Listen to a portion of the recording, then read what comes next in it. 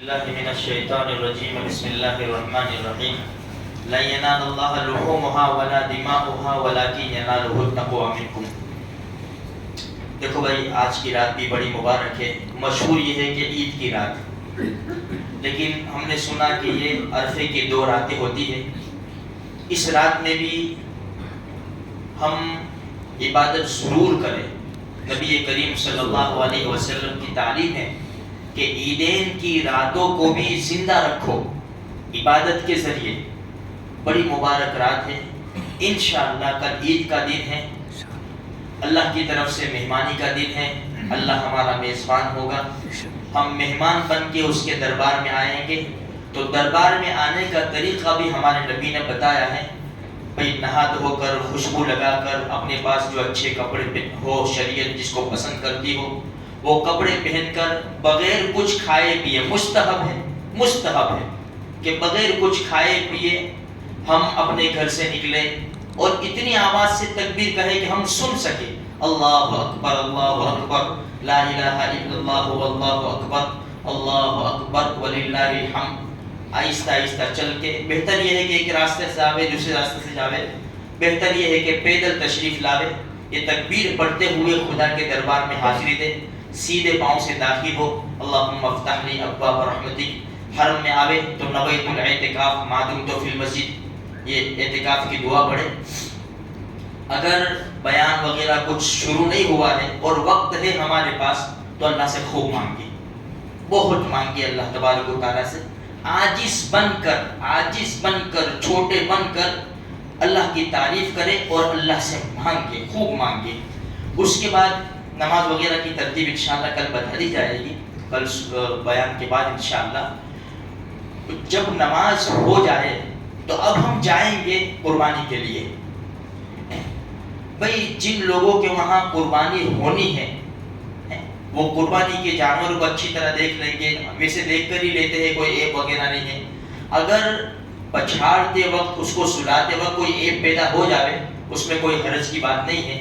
اچھی طرح پہلے سے تیاری کر لیں گے، پانی وغیرہ کا انتظام، چھری اچھی طرح تیز کر لیں گے، اور جانور کو، ایک جانور کو دوسرے جانور کے سامنے ذبح نہ کریں، پردہ ڈال دے رہے، دعا پڑھ لے رہے، انی وجہت وجہی للذی فطر السماوات والارض حنیفا وما انا من المشرکین ان صلاتی ونسکی ومحیای ومماتی للہ رب العالمین لا شریک لہ وبذلک امرت وانا اول المسلمین۔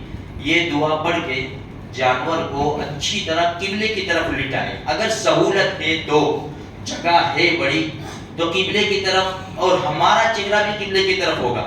کس طرح کریں گے؟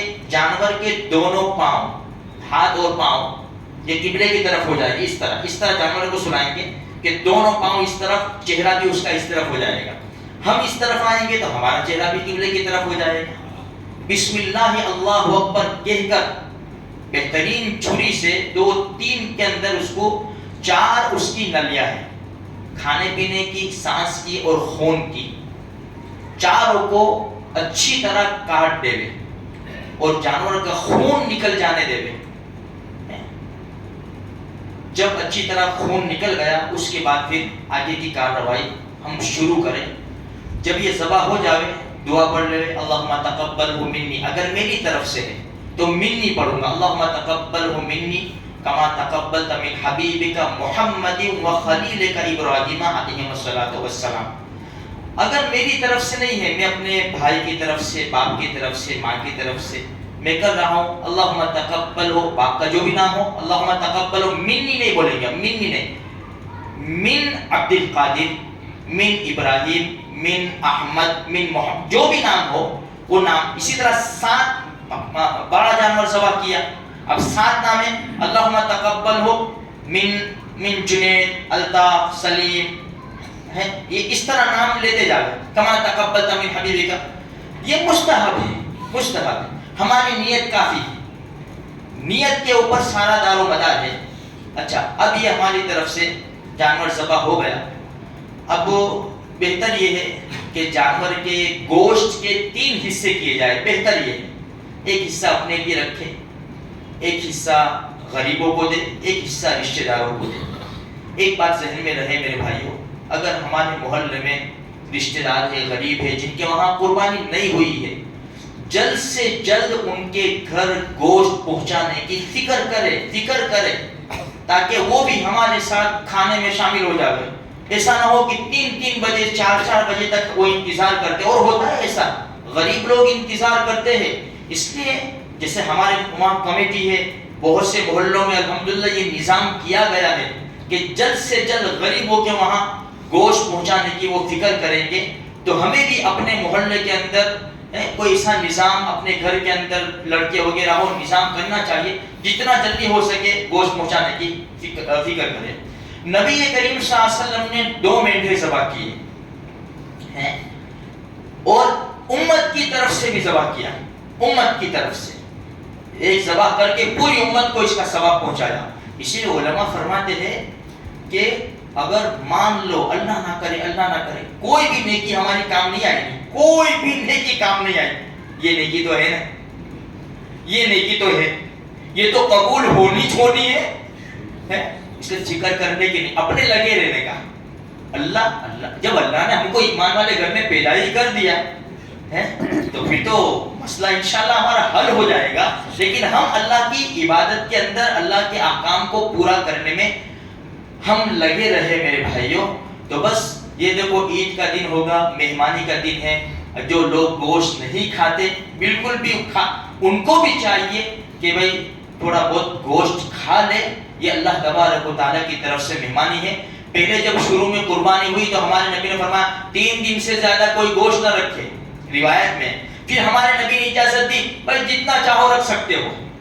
اسی لیے اگر کسی کو نہیں دینا, بھائی بڑی فیملی ہے یا گھر میں رکھنا ہے, آدھا بکرا تقسیم کرنا ہے, آدھا رکھنا ہے, کوئی حرج کی بات نہیں. تمہارے وہاں انتظام ہو تو تم رکھ لو, شریعت اس کی اجازت دیتی ہے. بہت چھوٹ چھاٹ ہے. بس اللہ تبارک و تعالیٰ سے دعا ہے اللہ ہماری چھوٹی بڑی قربانیوں کو قبول فرماوے اور موت تک ہمیں اس کی عبادت میں لگائے رکھے. آمین. کسی کو کوئی مسئلہ ایسا ہے پوچھنا, 1-2 منٹ کے اندر اگر کسی کو کچھ پوچھنا ہے قربانی کے بارے میں یا اس طرح مرحوم کی طرف سے بھی قربانی اپنے کر سکتے ہیں. دیکھو ایک بات, ابھی ایک مسئلہ کسی نے پوچھا کہ بھائی ایک فیملی کے اندر ایک جانور ذبح کرتے ہیں, بھائی مرحوم باپ کی طرف سے, اس کی طرف سے, اس کی طرف سے, اس کی طرف سے, اور دوسرا حصہ نہیں ڈالتے. ایک بات ذہن میں رکھو, ایک بات یاد رکھو, بھائی جو مرحوم ہو گئے اگر ان کی طرف سے نہیں بھی کریں گے تو چلے گا, لیکن اپنی طرف اپنے اوپر اگر واجب ہے نا تو ہمارے لیے کرنا ضروری ہے ہماری طرف سے. ہاں سہولت ہے, ہمارے پاس سہولت ہے, پھر مرحوموں کی طرف سے کرو, ثواب پہنچاؤ. اسی طرح نبی کریم صلی اللہ علیہ وسلم کے بارے میں مسئلہ ہے نا کہ بھائی سہولت ہے, اپنے اوپر واجب ہے, وہ واجب چھوڑ کر کسی کی طرف سے نہیں کریں گے, پہلے اپنی طرف سے کرو. اس کے بعد اگر سہولت بنتی ہے تو پھر آگے ہم جا سکتے ہیں. دیکھو مسائل معلوم نہ ہو تو کسی بھی عالم سے, کسی بھی مفتی سے ہم رابطہ اور کانٹیکٹ کر کے مسائل معلوم کر لیں گے تو انشاءاللہ اس کا بہت بڑا فائدہ ہوگا. اللہ مجھے آپ کو سارے مسلمانوں کو توفیق بخشے.